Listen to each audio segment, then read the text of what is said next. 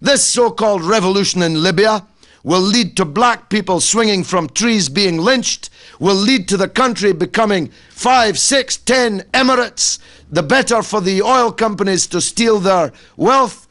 Libya will break into several countries and they'll start massacring each other on a tribal and ethnic basis. And we were right.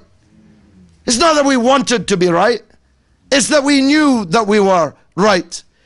And those poor fools who follow the BBC are shown a propaganda film and well up as a result and support an imperialist war in consequence, were fooled again, just as they were fooled in the march to the war with Iraq, into the fake conclusion that because a country is led by a brute, a small tyrant, that the answer is to bring in the big tyrants to rule in his stead.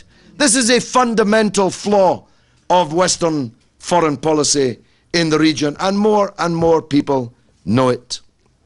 All of us were involved, most of you, if not all of you, were involved in defending the Palestinian people against the murderous siege raised against them, to starve their children to death, to punish them for having voted the wrong way in then the only democratic election ever held in any Arab country at any time.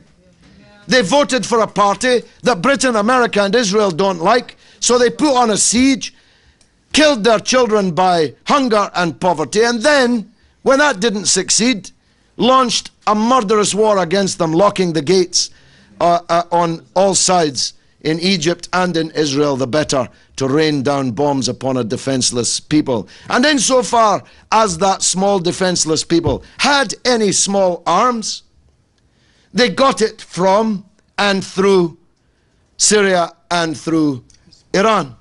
None of these other friends of Syria, and here I must parenthesize, I have a very, very good memory. I never forget anything. Sometimes it's a curse. This started life as friends of democratic Syria. It's very important to remember that. Mrs. Clinton announced it as friends of democratic Syria, until they realized the absolute absurdity, even on Fox News, of Saudi Arabia and Qatar being the main funders of the Friends of Democratic Syria.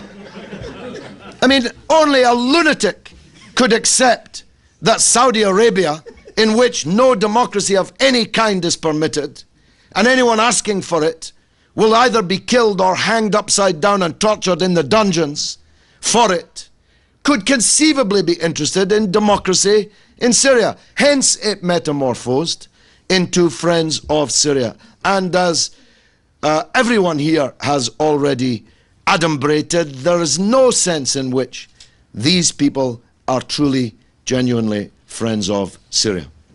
The Syrian regime is as has been characterized here, but it's not being subverted, invaded, and being brought down, if possible, because it's undemocratic. How could that be?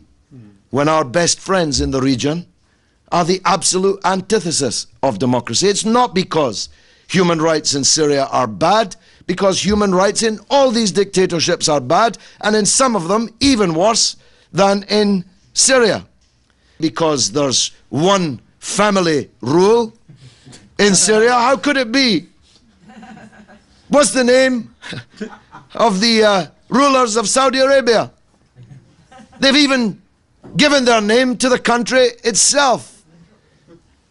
The Prime Minister of Bahrain has been the Prime Minister since 1960, before the Beatles. And the Beatles have been gone 40 years.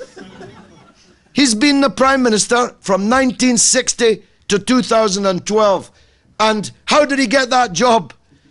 Because he's a member of the one family rule dictatorship in Bahrain.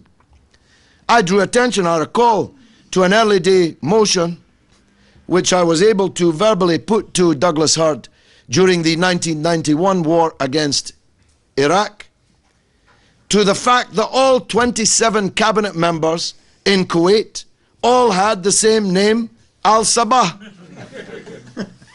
pointing out that Kuwait is a family business, though more of the Corleone variety than the Sainsbury family business. The idea that Syria should be attacked, invaded, subject to humanitarian intervention because it has one family rule for 40 years, that can't be the reason either, can it? It can't be for any of these reasons, and it isn't. Here's the reason, and I repeat what Dr. Sami said.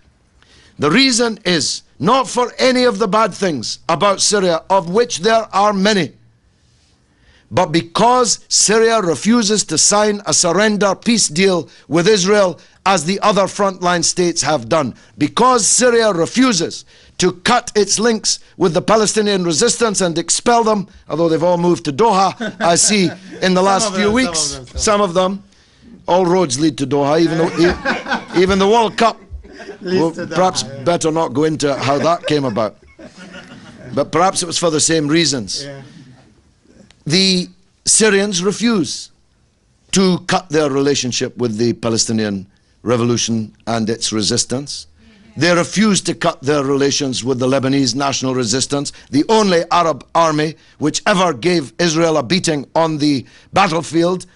And by the way, that also was one of the reasons I won in Bradford, because everybody's watched my Sky News interview at the height of the Lebanese war. It's a no-brainer. Syria's being targeted because it refuses to be a base for imperialism in the region, because it refuses to agree that Iran is the head of a snake that needs to be cut off and itself invaded and subverted. That's why Mrs. Clinton and William Hague hate Syria, or rather its regime. Now, Jeremy Paxman put to me last night, again, as if it were some kind of accusation, that I had described Syria as the last castle of Arab dignity. The reason why this plot has failed, and believe me, it has failed, is because the Syrian people, not their regime, in fact, the regime for 40 years has been play acting and betraying. The Syrian people are the last castle of Arab dignity. They are the last repository of Arab nationalism in the region and rejection of Zionist occupation and imperialist intrigue. And that's why I hope that the Syrian people can find their way to a peaceful and negotiated solution to this conflict. Assad must go. This is the end of the era of dictatorship in Syria. We cannot have one family, one party, one regime ruling forever in any Arab country. And we will not support it. But we will not support the bigger tyrants invading and intervening to bring down the small ones, because we believe, as real friends of Syria, that that will lead to even more disaster than these dictatorships have caused. I just want to make one or two last points, if I may. The Muslim Brotherhood is not monolithic. It's not monolithic either in the world or even in any one country. And millions, hundreds actually of millions of people are sympathetic to the political perspectives of the Muslim Brotherhood. And what I'm about to say, just like Dr. Sami, is not in any way an attack on them. But I have to ask this Muslim Brotherhood leadership. There are many Arab dictators. Why have you announced a jihad against the one Arab dictatorship that doesn't have an Israeli embassy, doesn't have the Mossad running around the capital city, hasn't signed a surrender peace with Israel, does support the liberation of the Palestinian people with guns and money, does support the Lebanese national resistance? Why have you chosen that dictatorship for your jihad? Aren't there any dictatorships closer to hand that are more close to the line of treason that you might have a jihad against? And I said this to one of the leaders of the Muslim Brotherhood in Jordan. He said, we can't have a jihad in Jordan because it will bring about civil war. So you want a civil war in Syria, but you're not prepared to rise up against your own tyrant because you say the result will be civil war. There's no reason for a revolution to bring about civil war. These dictatorships, rotten as they are, if a united people rise up against them, can defeat them. But if your revolution is pregnant with sectarianism and hatred of minorities, as I believe certain sectors of this Syrian revolution are, how can you expect to unite the people? If the Christians are frightened of you, if the Shiites are frightened of you, if the Alawiyin are frightened of you, if the Kurds are frightened of you, if the Yazidis are frightened of you, if the women are frightened of you, how can you unite the people in a revolution? So correct your line, correct your rhetoric, correct your tactics, and maybe your revolution will be successful. I hope, very much hope, that the Kofi Annan plan of a negotiated transition to democracy in Syria can work. I believe that it can work. I believe that it will work. I believe that we will have democratic elections in Syria this year. But if I'm wrong, anybody who launches a united, progressive, democratic struggle against the Syrian regime will have my support. But they will never have my support for my country bombing their country like we bombed Iraq, Libya and elsewhere. Wassalamu alaikum. Thank you.